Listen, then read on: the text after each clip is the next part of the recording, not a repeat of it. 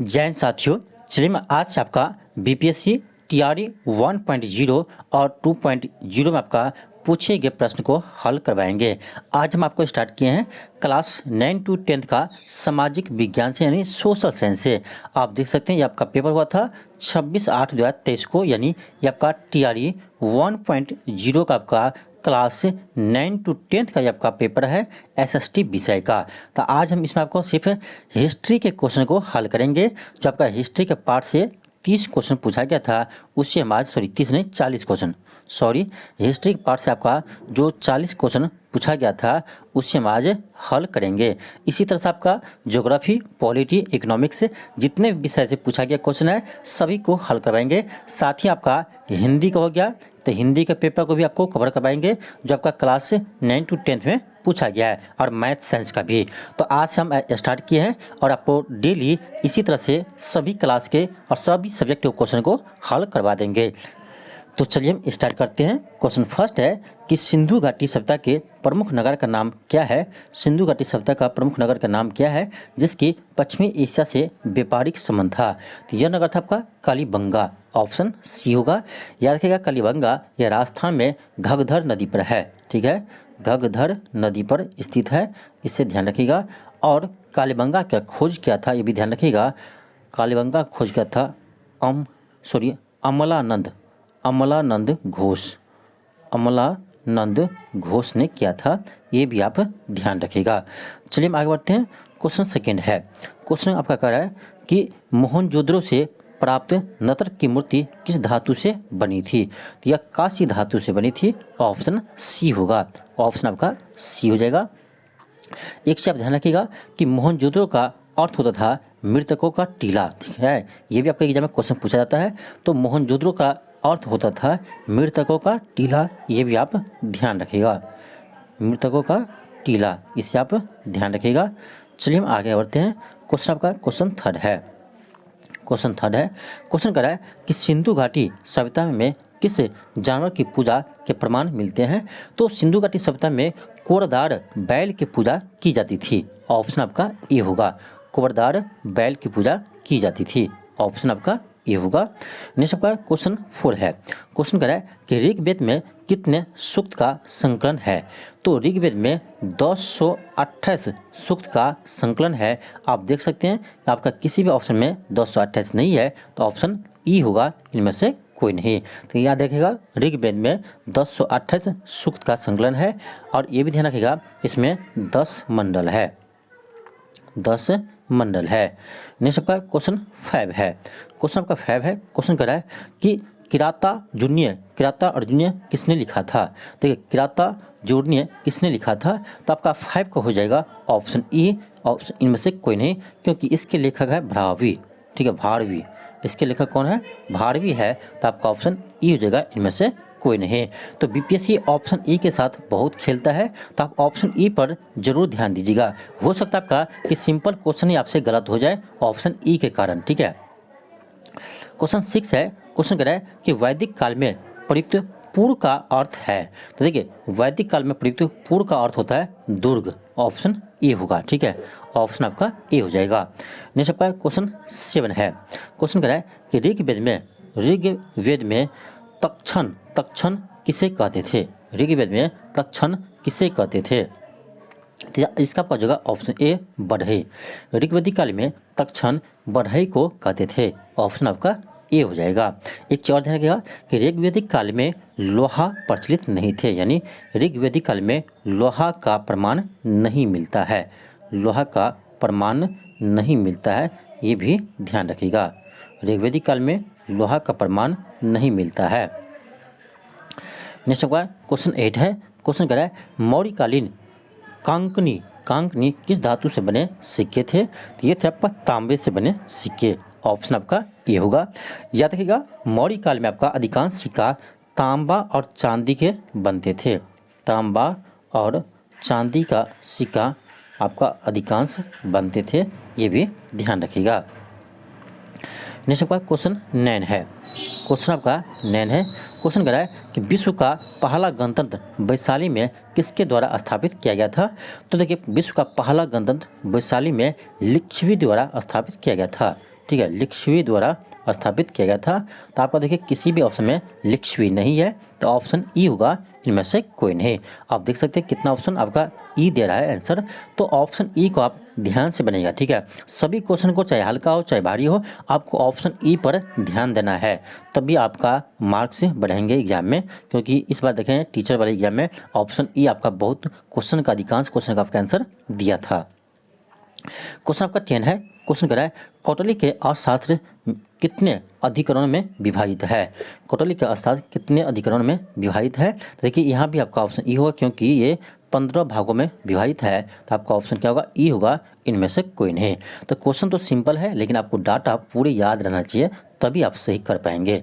तो कौटिल्य के अर्थशास्त्र जो है, ये भी ध्यान रखिएगा, कौटिल्य का जो अर्थशास्त्र है ये आपका अर्थशास्त्र के बारे में नहीं बताते हैं, ये आपका राजनीति के बारे में बताते हैं, ठीक है, राजनीति के बारे में बताते हैं, ये भी ध्यान रखिएगा। और कौटिल्य को विष्णुगुप्त या चाणक्य भी कहते हैं, ठीक है, विष्णुगुप्त या चाणक्य भी कहते हैं, ये भी ध्यान रखिएगा। क्वेश्चन 11 है। क्वेश्चन कर आपका कि इल्तुतमिश ने बिहार में अपना प्रथम सूबेदार किससे नियुक्त किया था। तो ये क्या था आपका, देखिए इल्तुतमिश ने बिहार में अपना प्रथम सूबेदार नियुक्त किया था मलिक जानी को। किसे किया था, मलिक जानी को। तो आपका देखिए किसी भी ऑप्शन में मलिक जानी नहीं है, तो क्या होगा इसका आंसर, ऑप्शन ई होगा, इनमें से कोई नहीं।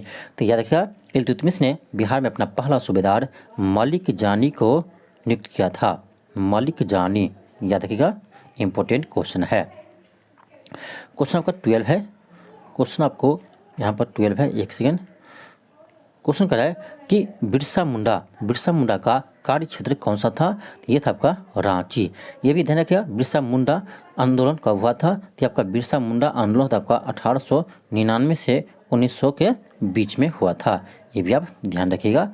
क्वेश्चन का है क्वेश्चन 13 है। क्वेश्चन कह रहा है 1857 की क्रांति के बिहार के नेता कौन थे। ये तो आपको सबको जानते होंगे, बाबू वीर कुंवर सिंह थे, ठीक है, तो वीर कुंवर सिंह थे, याद रखिएगा, वीर कुंवर सिंह होगा। अब देखिए क्वेश्चन तो आपका बहुत इजी है, लेकिन देखिए आपका किसी भी ऑप्शन में वीर कुंवर सिंह नहीं दिया है, ऑप्शन क्या होगा, ई होगा, इनमें से कोई नहीं, ई होगा, इनमें से कोई नहीं। वीर कुंवर सिंह बिहार के जगदीशपुर के राजा थे, ये भी ध्यान रखिएगा। क्वेश्चन आपका 14 है।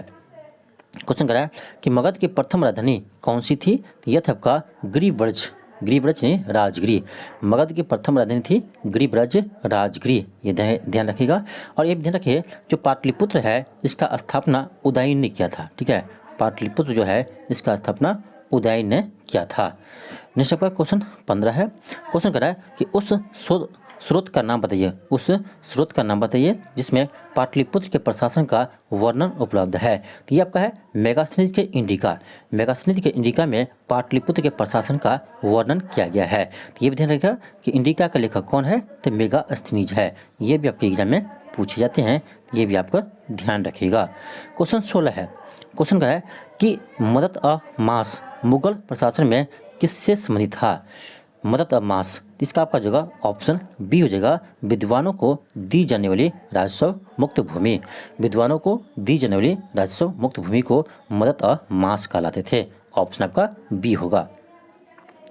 क्वेश्चन का क्वेश्चन 17 है। क्वेश्चन कह रहा है पूना पैक्ट का उद्देश्य क्या था। पूना पैक्ट का उद्देश्य क्या था। तो ये था आपका दलित वर्ग का प्रतिनिधित्व, दलित वर्ग का प्रतिनिधित्व। अब ध्यान रखिएगा पूना पैक्ट कब हुआ था। ये आपका हुआ था 1932 में। पूना पैक्ट 1932 में हुआ था और किसके बीच हुआ था, तो ये होता महात्मा गांधी और भीमराव अंबेडकर के बीच हुआ था। भीमराव अंबेडकर के बीच हुआ था, ठीक है, भीमराव अंबेडकर के बीच हुआ था। तो ध्यान रखिएगा अब पूना पैक्ट 1932 में महात्मा गांधी और अंबेडकर जी के बीच हुआ था। किस लिए हुआ था, तो दलित वर्ग के प्रतिनिधित्व के लिए, ठीक है, दलित वर्ग के प्रतिनिधित्व के लिए, इसे भी ध्यान रखिएगा। नेक्स्ट आपका क्वेश्चन है क्वेश्चन 18 है। क्वेश्चन कह रहा है जंतर मंतर का निर्माण किसने किया था। जंतर मंतर का निर्माण किसने किया था। तो याद रखिएगा ये क्या था, जयपुर का महाराजा,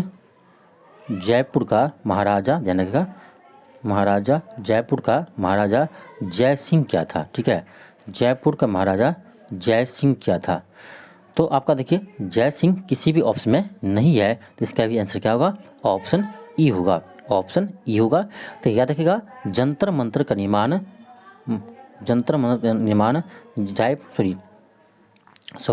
जयपुर का राजा जय सिंह ने किया था। नाम भी सेम है, जयपुर का राजा जय सिंह द्वितीय भी ध्यान रखिएगा, जय सिंह द्वितीय, ठीक है। जयपुर का राजा जय सिंह द्वितीय ने किया था। ध्यान रखिएगा जंतर मंतर 5 जगह है। कहाँ कहाँ है? तो न्यू दिल्ली में है, जयपुर में है, मथुरा में है और उज्जैन में है और वाराणसी में है। कहाँ? दिल्ली, जयपुर, मथुरा, उज्जैन, वाराणसी। तो ये 5 जगह पर जंतर मंतर का निर्माण करवाया था जय सिंह ने, ठीक। नेक्स्ट आपका क्वेश्चन 19 है। क्वेश्चन आपका 19 है कि वंदे मातरम के रचनाकार थे। ये थे आपका बंकिम चंद्र चटर्जी। तो याद रखिएगा वंदे मातरम ये कहाँ से लिया गया है? तो ये आपका आनंद मठ से लिया गया है, ठीक है। आनंद मठ से लिया गया है, इसी भी ध्यान रखिएगा। और आनंद मठ जो उपन्यास है वह किस पर आधारित है? तो ये आपका है सन्यासी विद्रोह पर आधारित। ये भी आपके एग्जाम में पूछे जाते हैं, सन्यासी विद्रोह पर आधारित है। तो ये भी ध्यान रखिएगा, ये भी आपके एग्जाम में पूछे जाते हैं। तो ये आपका महत्वपूर्ण प्रश्न है, इसे आप ध्यान रखिएगा। और एक चीज़ और ध्यान रखिएगा कि प्रथम बार वंदे मातरम कब गाया गया था? तो याद रखिएगा 1896 ईस्वी के कोलकाता अधिवेशन में गाया गया था। 1896 ईस्वी के कांग्रेस के कोलकाता अधिवेशन में गाया गया था। और उस समय कांग्रेस के अध्यक्ष थे रहमतुल्लाह सियानी। तो इससे जितने भी इंपॉर्टेंट क्वेश्चन था आपको हम करवा दिए हैं। चलिए हम आगे बढ़ते हैं। क्वेश्चन 20 है। क्वेश्चन कर आपका कि एस्ट्रोफर कोलंबस 1492 में अमेरिका का महान खोजकर्ता किस देश द्वारा वित्त पोषित किया गया था? तो ये आपका स्पेन के द्वारा वित्त पोषित किया गया था। ऑप्शन आपका होगा सी हो जाएगा। एक चीज़ ध्यान रखिएगा, ये जो आपका कोलंबस था वह इटली निवासी थे, ठीक है। कोलंबस जो थे वो इटली निवासी थे, ठीक है। और स्पेन द्वारा वित्त पोषित किया गया था, इसी ध्यान रखिएगा। और भारत का खोज कब किया था वास्को डी गामा? तो 1498 ईस्वी में किया था। 1498 ईस्वी में भारत की खोज वास्को डी गामा ने किया था। ये भी ध्यान रखिएगा। क्वेश्चन 21 है। क्वेश्चन करा है कि बोस्टन टी पार्टी इतिहास के एक महत्वपूर्ण घटना किससे संबंधित है? तो ये आपका है बोस्टन टी पार्टी अमेरिकी स्वतंत्रता संग्राम से बोस्टन टी पार्टी संबंधित है। अमेरिकी स्वतंत्रता संग्राम कब हुआ था? ये आपका हुआ था 1773 ईस्वी में। चलिए हम आगे बढ़ते हैं। क्वेश्चन 22 है। अब देखिए यहाँ पर क्वेश्चन आपको क्या है? क्वेश्चन कर रहा है कि अमेरिका के इतिहास में 4 जुलाई 1776 क्यों महत्वपूर्ण मानी जाती है? ठीक है, अमेरिका के इतिहास में 4 जुलाई 1776 को क्यों महत्वपूर्ण मानते हैं? तो क्योंकि देखिए 4 जुलाई 1776 को अमेरिका क्या होता है? स्वतंत्र हुआ था। ऑप्शन सी होगा। 4 जुलाई 1776 को अमेरिका की स्वतंत्रता की घोषणा हुई थी। ऑप्शन सी होगा। इसीलिए अमेरिका में 4 जुलाई को स्वतंत्रता दिवस मनाते हैं। ठीक है, 4 जुलाई को स्वतंत्रता दिवस से मनाते हैं। चलिए हम आगे बढ़ते हैं। क्वेश्चन आपका 23 है। क्वेश्चन कर रहा है कि फ्रांसीसी क्रांति के समय फ्रांस का शासक कौन था? फ्रांसीसी क्रांति के समय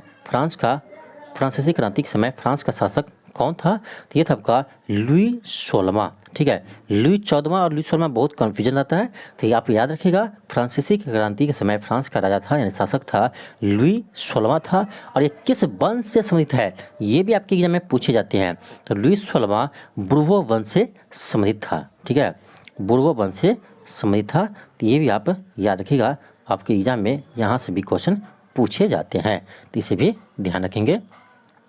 और याद रखिएगा कि फ्रांसीसी क्रांति कब हुआ था, तो आप डेट याद रखिए 14 जुलाई 1789। 14 जुलाई 1789 को फ्रांसीसी क्रांति हुई थी, ये भी ध्यान रखिएगा। क्वेश्चन 24 है। क्वेश्चन करा है औद्योगिक क्रांति के दौरान सूती वस्त्र उद्योग में क्रांति लाने वाली स्पिनिंग जेनी का आविष्कार किसने किया था? ये क्या था आपका? जेम्स हारग्रीव्स ने। ठीक है, स्पिनिंग जेनी का आविष्कार किया था जेम्स हारग्रीव्स ने। ऑप्शन आपका सी होगा, ऑप्शन सी होगा। चलिए आगे बढ़ते हैं। क्वेश्चन 25 है। क्वेश्चन कराए 1831 में यंग इटली मूवमेंट जिसका उद्देश्य था गणतंत्र स्थापित करना किसके द्वारा प्रारंभ किया गया था? तो यंग इटली ये क्या था आपका, याद रखिएगा, यंग इटली का स्थापना किया था मैजनी ने, यंग इटली मैजनी ने। अब देखिए क्वेश्चन तो इजी है, ठीक है, क्वेश्चन इजी है आपका।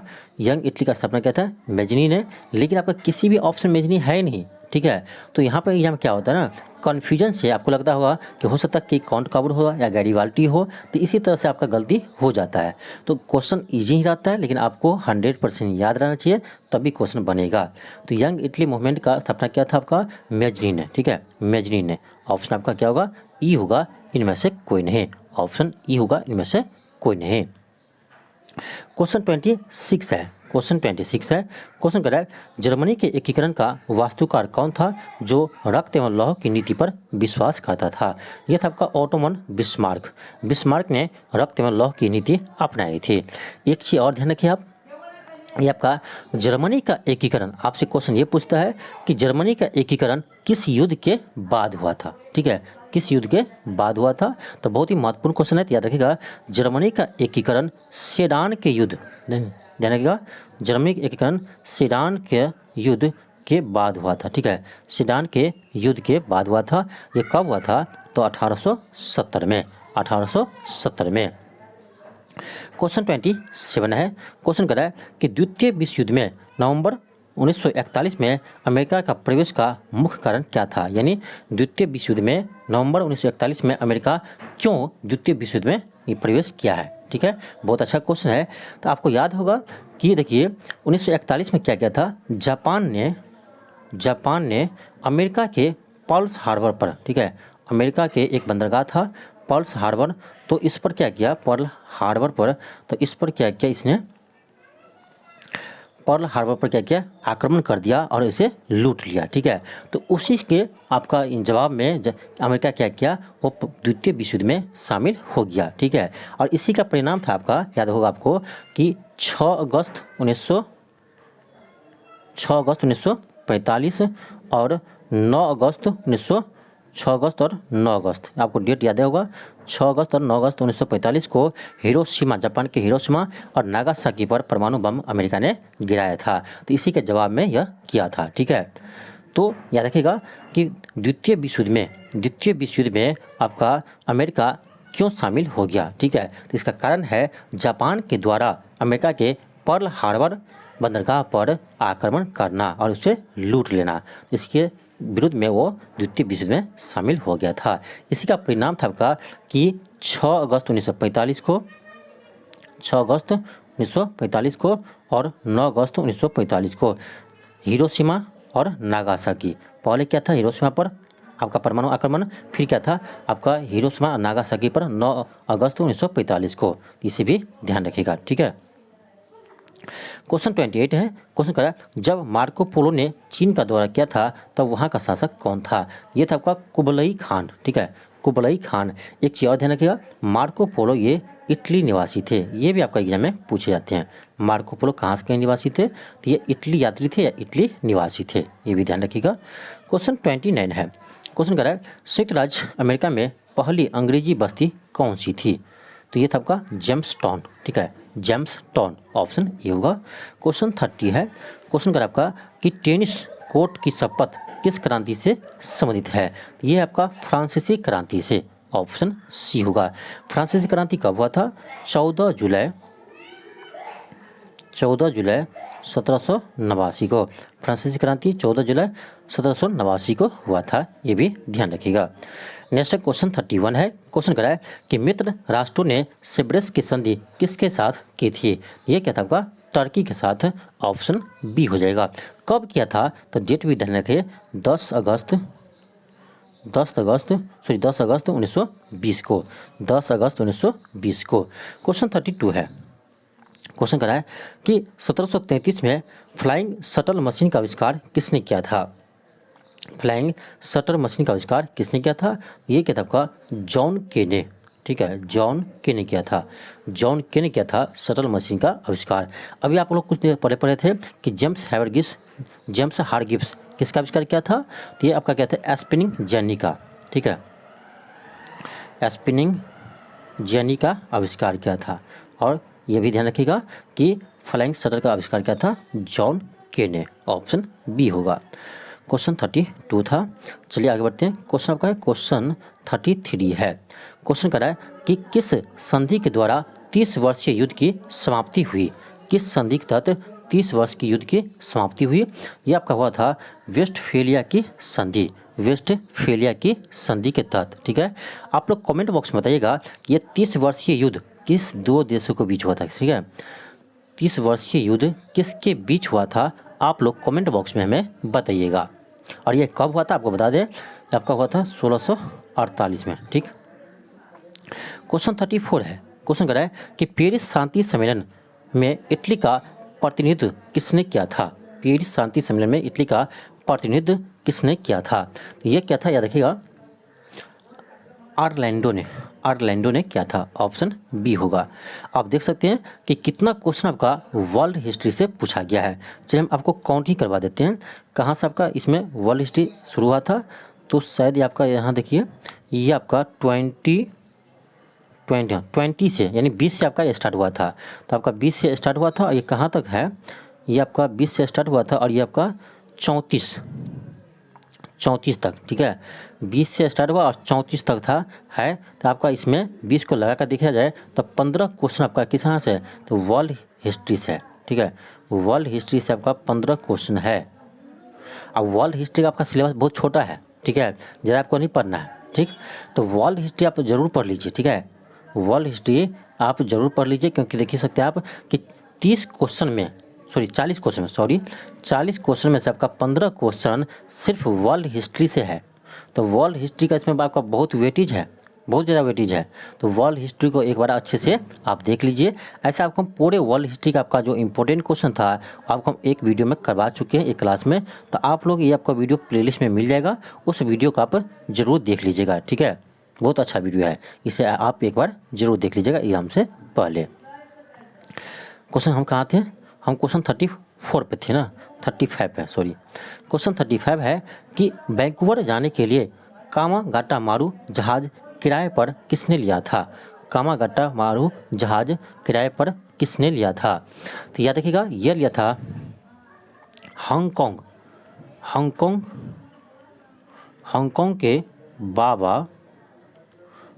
के बाबा गुरदीत सिंह। अब देखिए कैसे बीपीएससी फंसाया है। क्या नाम है? गुरदीत सिंह। तो यह किराया पर लिया था गुरदीत सिंह ने। ऑप्शन में क्या दिया है? गुरमीत सिंह ने। अब बताइए, कोई भी स्टूडेंट रहेगा तो यहाँ पर कन्फ्यूज कर जाएगा, ठीक है। ऑप्शन बी लगा कर वो आगे बढ़ जाएगा, क्योंकि यहाँ देखिए क्या लिखा है? गुरमीत सिंह। नाम क्या है? गुरदीत सिंह। तो अंतर है, ठीक है। तो बीपीएससी इस तरह से आपका ऑप्शन ई में फंसा देता है। तो याद रखिएगा, जो वैंकूवर जाने वाला कामागाटामारू जहाज थे उससे भाड़ा किराया पर लिया था हांगकांग के बाबा गुरदीत सिंह, ठीक है। तो आपका देखिए गुरदीत सिंह किसी ऑप्शन में नहीं है, इसीलिए इसका आंसर क्या होगा? ऑप्शन ई होगा, इनमें से कोई नहीं। ऑप्शन ई होगा, इनमें से कोई नहीं। नेक्स्ट आपका क्वेश्चन 36 है। क्वेश्चन कह रहा है कि शोर कमेटी की स्थापना से सम्मिलित नहीं थे, यानी शोर कमेटी की स्थापना किसने नहीं किया था, ठीक है। तो इस कमेटी में हुसैन रहीम थे और बलवंत सिंह थे, लेकिन ये भगवान सिंह नहीं थे, ठीक है। शोर कमेटी में भगवान सिंह नहीं थे। ऑप्शन क्या होगा? सी होगा। क्वेश्चन का क्वेश्चन 37 है। क्वेश्चन कह रहा है महात्मा गांधी ने किस घटना को हिमालयी भूल कहा था? तो ये चौरा चोरी कांड को हिमालयी भूल कहा था महात्मा गांधी ने। और ये कब हुआ था? तो 5 फरवरी 1922 को हुआ था। कहीं कहीं आपका 4 फरवरी भी दिया रहता है, तो 4 फरवरी है चाहे 5 फरवरी, आपका ऑप्शन में जो रहेगा वही आपको लगाना है। यदि दोनों रहे तो 5 फरवरी ही लगाना है, ठीक है। तो 5 फरवरी 1922 को चौरा चोरी कांड हुआ था। कहाँ हुआ था? ये गोरखपुर जिला में हुआ था, ठीक है। तो चौरा चोरी कांड होने के कारण महात्मा गांधी ने 12 फरवरी 1922 को असहयोग आंदोलन को वापस ले लिया था, ठीक है। असहयोग आंदोलन को वापस ले लिया था, ठीक है। ऑप्शन क्या होगा? बी होगा, चौरा चोरी कांड। बहुत अच्छा क्वेश्चन था। चलिए हम आगे बढ़ते हैं। क्वेश्चन 38 है। क्वेश्चन कह रहा है चटगांव शस्त्रागार पर हमले के दौरान निम्न से कौन महिला क्रांतिकारी मारी गई थी? तो ये मारी गई थी आपका प्रियलता वाडेदार। प्रियलता वाडेदार ऑप्शन ए होगा। ऑप्शन ए होगा। ये चीज और ध्यान रखिएगा, चटगांव शस्त्रागार जो हुआ था इसका नेतृत्व किसने किया था? तो इसका नेतृत्व क्या था? सूर्य सेन ने। इसका नेतृत्व क्या था? सूर्य सेन ने। इसे भी ध्यान रखिएगा। क्वेश्चन 39 है। क्वेश्चन कर रहा है कि इनमें से कौन क्रांतिकारी काकोरी ट्रेन कांड से संबंधित नहीं था? काकोरी ट्रेन कांड से संबंधित नहीं था। तो पहले ध्यान रखिए कि काकोरी कांड से कौन संबंधित था? तो राम प्रसाद बिस्मिल भी सम्मिलित था, आसफ उल्ला खां भी इसमें सम्मिलित था, लेकिन प्रफुल्ल चाकी ये इसमें सम्मिलित नहीं था। ठीक है, ऑप्शन सी होगा। ठीक है, ऑप्शन सी होगा। ये कब हुआ था? याद रखिएगा, काकोरी कांड कब हुआ था? तो ये आपका हुआ था 9 अगस्त। काकोरी कांड 9 अगस्त 1945 को हुआ था। 9 अगस्त 1945 को हुआ था। क्वेश्चन 40 है। क्वेश्चन कह रहा है 1 नवंबर 1913 को गदर का पहला अंक किस भाषा में प्रकाशित हुआ था? तो ये आपका हुआ था उर्दू भाषा में। ठीक है, उर्दू भाषा में। अब एक चीज़ ध्यान रखिए कि गदर जो गदर पत्रिका था उसका यानी संपादक कौन थे? ठीक है, तो मेनली आपको तो मिलेगा इसमें लाला हरदयाल। ठीक है, लेकिन लाला हरदयाल अकेले नहीं थे। लाला हरदयाल तो थे ही, सॉरी लाला हरदयाल थे, साथ में थे मोहन सिंह भाकना थे। मोहन सिंह भाकना थे, लाला हरदयाल, मोहन सिंह भाकना और करतार सिंह थे। ठीक है, करतार सिंह थे, ये भी ध्यान रखिएगा, करतार सिंह थे। तो गद्दर जो पत्रिका है उसके संपादक थे लाला हरदयाल, मोहन सिंह भाकना और करतार सिंह थे। और ये कहाँ से संचालन किया था? तो सैन फ्रांसिस्को। ध्यान रखिएगा, सैन फ्रांसिस्को कहाँ है? ये आपका अमेरिका में है। सैन फ्रांसिस्को से यह संचालन किया था। तो इसका आंसर आपका ऑप्शन बी होगा। ध्यान रखिएगा, ऑप्शन बी होगा। तो ये था आपका 40 क्वेश्चन जो आपका क्लास 9 to 10 में और बीपीएससी टीआरई 1.0 में आपका पूछा गया प्रश्न है हिस्ट्री का। तो इसी तरह से आपका सेकेंड पार्ट में आपका पॉलिटी का क्वेश्चन लेकर आएंगे, उसी तरह से आपका इकोनॉमिक्स और ज्योग्राफी के भी क्वेश्चन को हल करवा देंगे। तो पहले हम कोशिश करेंगे आपका टीआरई 1.0 और टीआरई 2.0 के जितने भी विषय का क्वेश्चन आपको अभी तक पूछा गया है सभी क्वेश्चन आपको हल करवाएंगे। ठीक है, तो ऐसा नहीं आपका कि ये आपका क्लास 9 to 10 में पूछा है तो 9 to 10 का जो स्टूडेंट है वही इसको देखेंगे, ऐसा नहीं है। जो 1 to 5 की तैयारी करे वो भी देखिए, जो 68 का करे वो भी देखिए, और जो आपका 9 10 करे 11 12 करे वो भी देखिए, क्योंकि आपका जीके जीएस का जो पोर्शन है 40 मार्क का, उसमें तो आपका क्वेश्चन आ ही सकता है। ठीक है, तो जीके जीएस कोई आपका अलग नहीं है कि 9 10 के लिए अलग है, 1 to 5 के लिए अलग है, सब एक ही होता है। तो जितने भी क्लास का आप तैयारी कर रहे हैं, चाहे 1 to 12 तक का तैयारी कर रहे हैं, तो आप इस वीडियो को जरूर देखिए, क्योंकि जीके जीएस आपको सभी में काम आएंगे। हो सकता है यहाँ का क्वेश्चन वहाँ पूछ दे, इसीलिए आप सभी क्लास को अटेंड करेंगे। चलिए आज के लिए इतना ही। थैंक यू, धन्यवाद। मिलते हैं आपको नेक्स्ट वीडियो में।